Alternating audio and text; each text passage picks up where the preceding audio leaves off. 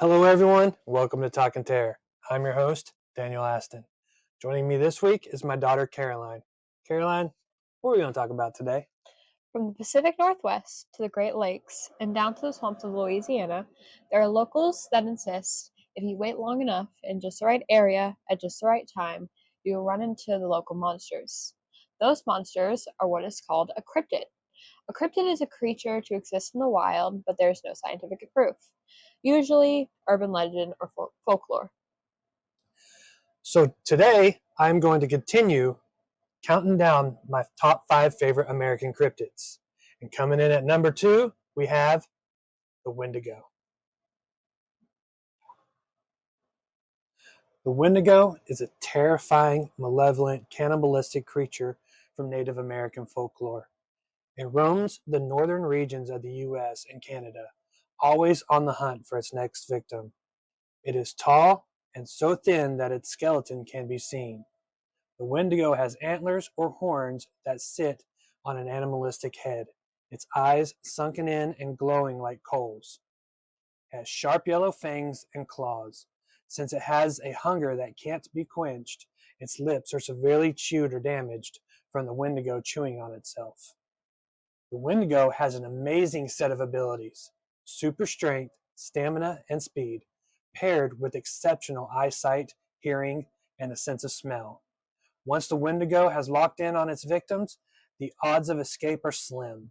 The only advantage someone has over the Wendigo is that it has a terrible, eerie smell like that of a decaying body, making it easy to know when one is around. The tale of the Wendigo is a tale of warning, being the embodiment of gluttony, greed, and excess. It is never satisfied after killing and consuming a person. The Wendigo is always on the hunt for its next victim. Wendigos were actually once human. There are 3 ways to turn into a Wendigo according to the different tradition. The first of which is greed and selfishness. Once a person is overcome with greed and selfishness, they could become one. One example of this story is one harsh winter, a man robbed a mother and her baby and left them for dead. Once the tribe discovered his actions, the tribe killed the man and left his body in the woods, where his body would transform into the Wendigo. The second way to transform into the Wendigo is possession. Some say that in a moment of weakness, a person can become possessed by the Wendigo. And the third, cannibalism.